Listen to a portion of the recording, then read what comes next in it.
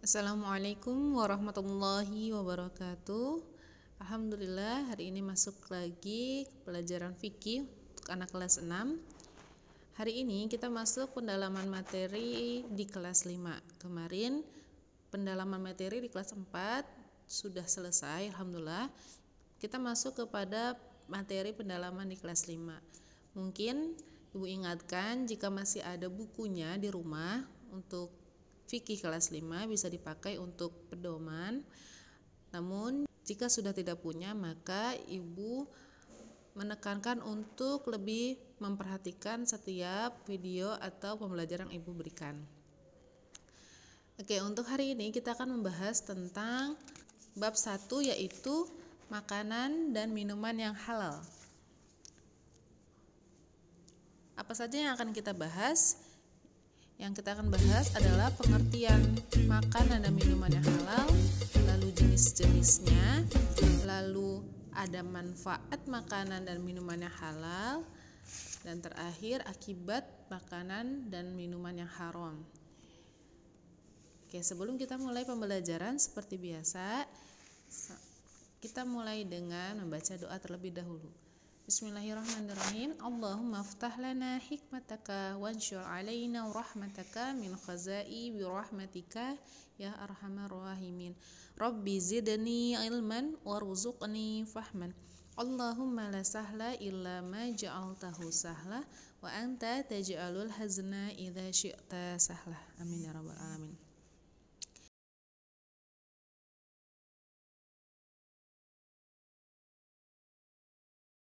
Sekarang kita masuk pada pengertian makanan dan minuman yang halal. Tahukah kamu arti dari halal? Kata halal berasal dari bahasa Arab halalah, yang berarti makanan yang disahkan, diizinkan, dan dibolehkan. Jika makanan dan minuman itu telah dinyatakan sah untuk dikonsumsi, maka boleh untuk dikonsumsi.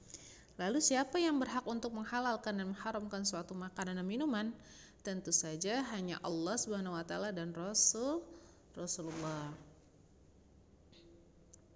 Ada 3 poin yang akan kita lihat dari kehalalan makanan dan minuman, yaitu halal cara memperolehnya, halal zatnya, dan halal pengelolaannya.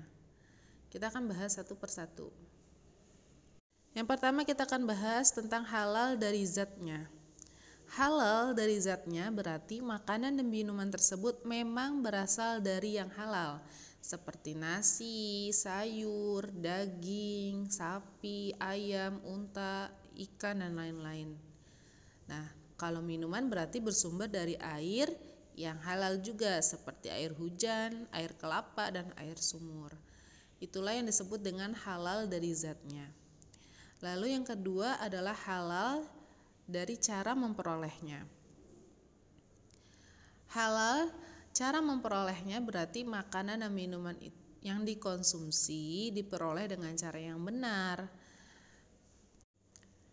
seperti diperoleh dengan cara berdagang secara jujur atau bertani, mengajar, saling memberi antar sesama, atau juga diperboleh dari hutang piutang, karena hukum hutang piutang itu diperbolehkan, sudah pernah kita bahas ya.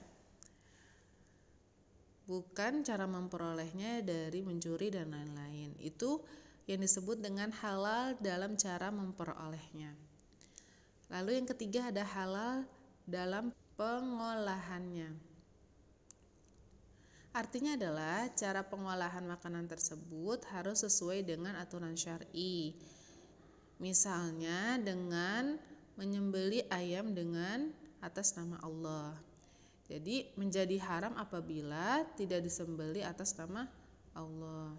Apabila disembelih berdasarkan tidak atas nama Allah. Misalnya disembelihnya atas nama berhala, maka disebut dengan makanan haram karena pengolahannya sudah tidak sesuai aturan syar'i. Itulah tadi pengertian makanan dan minuman yang halal. Sekarang pengertian makanan dan minuman yang haram. Berarti lawan katanya atau kebalikannya dari yang halal. Haram berarti larangan, yang dilarang oleh Allah dan Rasul-Nya. Larangannya untuk dikonsumsi manusia. Siapa yang berhak untuk mengharamkan suatu makanan minuman? Yang jelas sama seperti tadi, halnya halal, hanya Allah dan Rasul-Nya yang berhak mengharamkan suatu makanan dan minuman.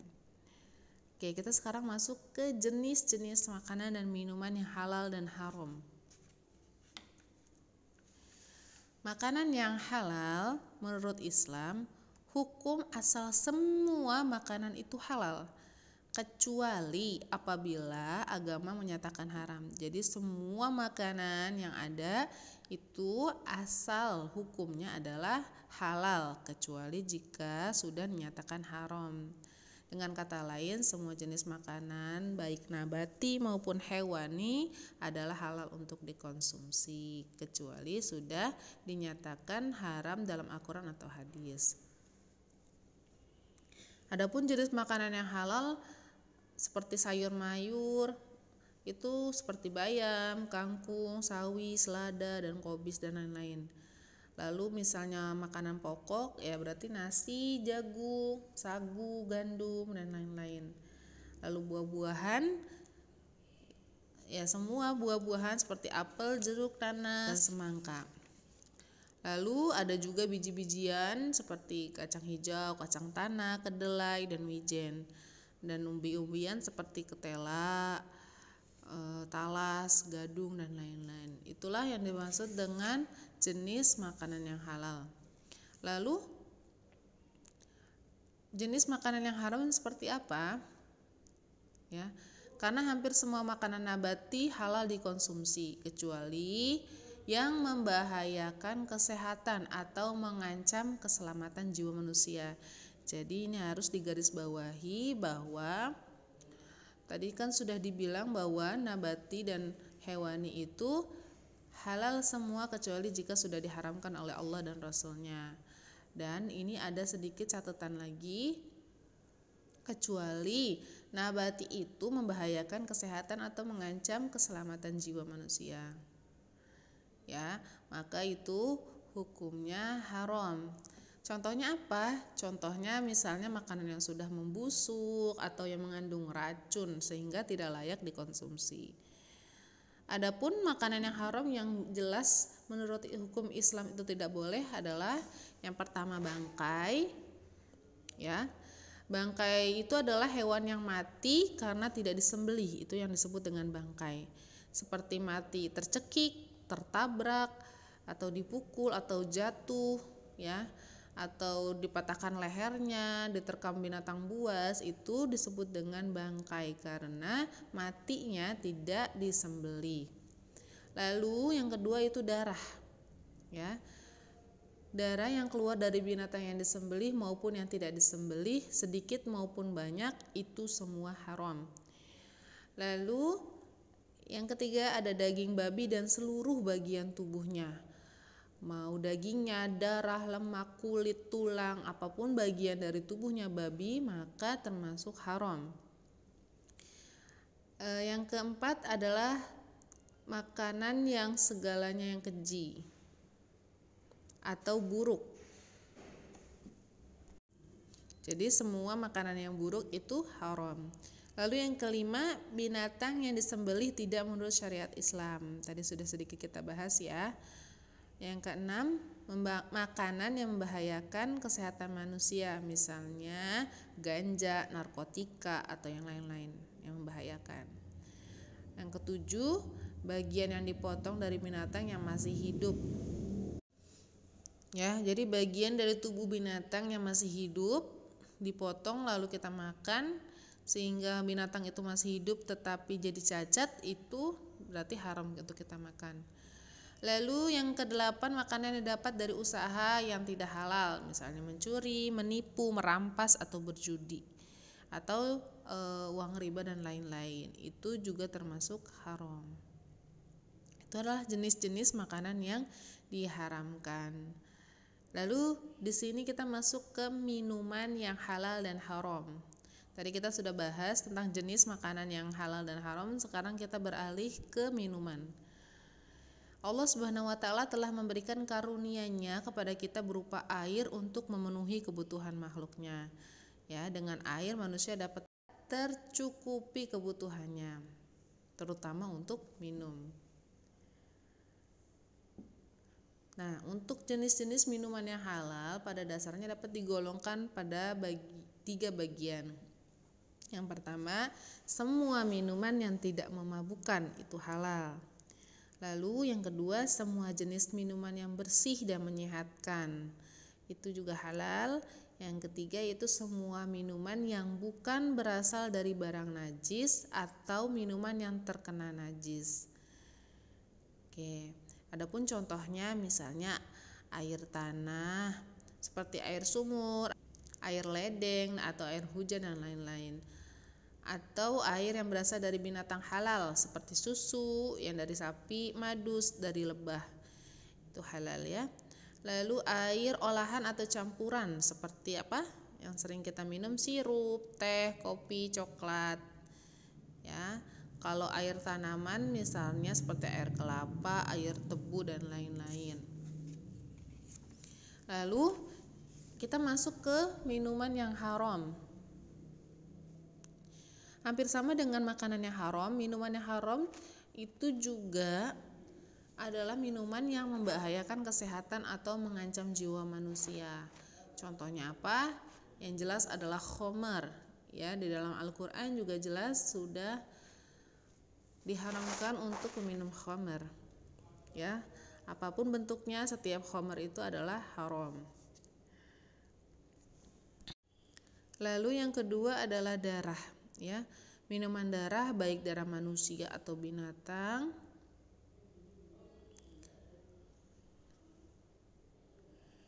itu diharamkan oleh Allah Subhanahu wa taala untuk kita minum atau konsumsi. Yang ketiga yaitu semua benda cair yang membahayakan tubuh manusia. Ya, yang berbahaya, yang beracun bila masuk ke dalam tubuh manusia berakibat fatal, maka cairan tersebut haram hukumnya untuk diminum.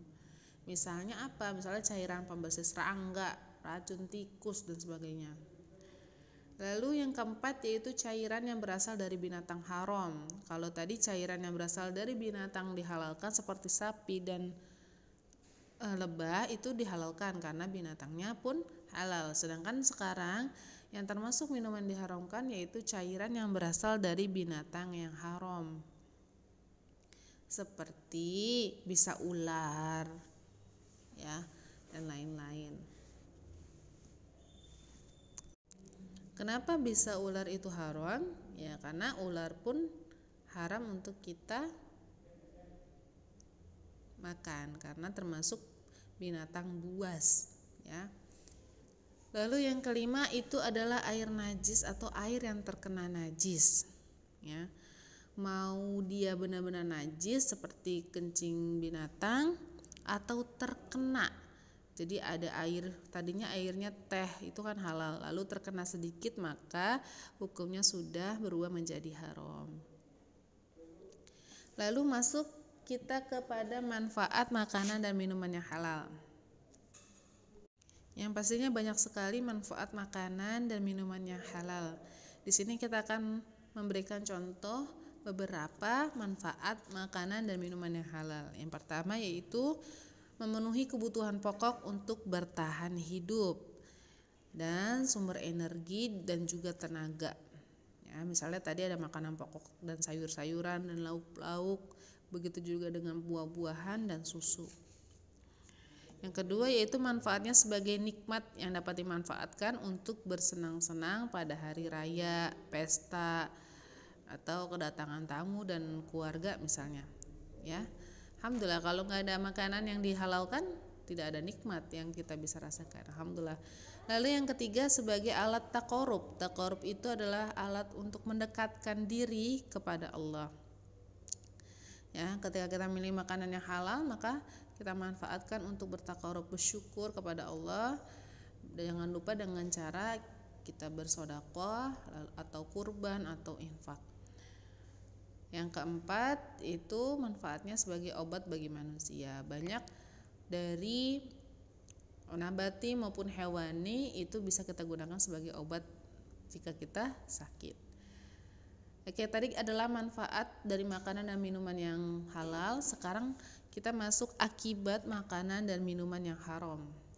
Ada manfaatnya, ada manfaatnya minuman dan makanan halal. Sekarang ada akibatnya dari makanan dan minuman yang haram, karena hal tersebut sudah dilarang oleh Allah dan Rasul-Nya.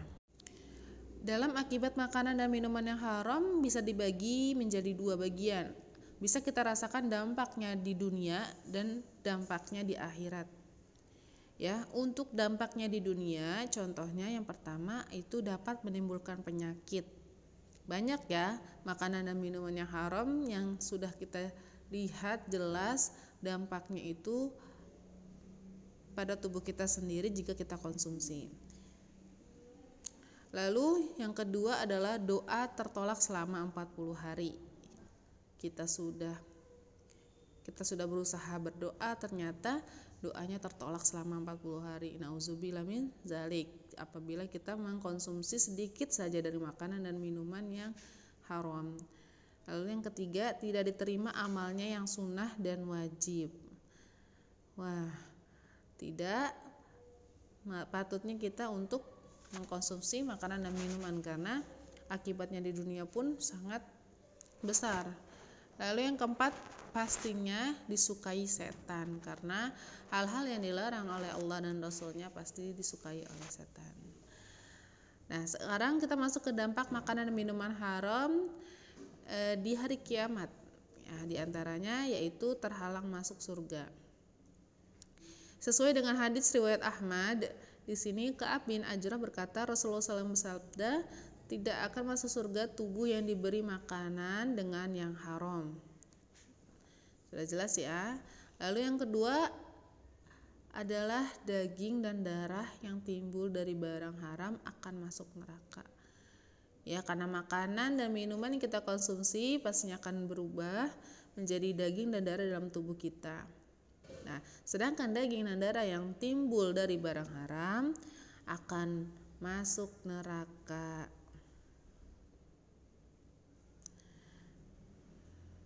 Karena Nabi bersabda, yang artinya setiap tubuh yang tumbuh dari barang haram tidak akan masuk surga. Neraka lebih pantas sebagai tempat tinggalnya. Nauzubillah min zalik.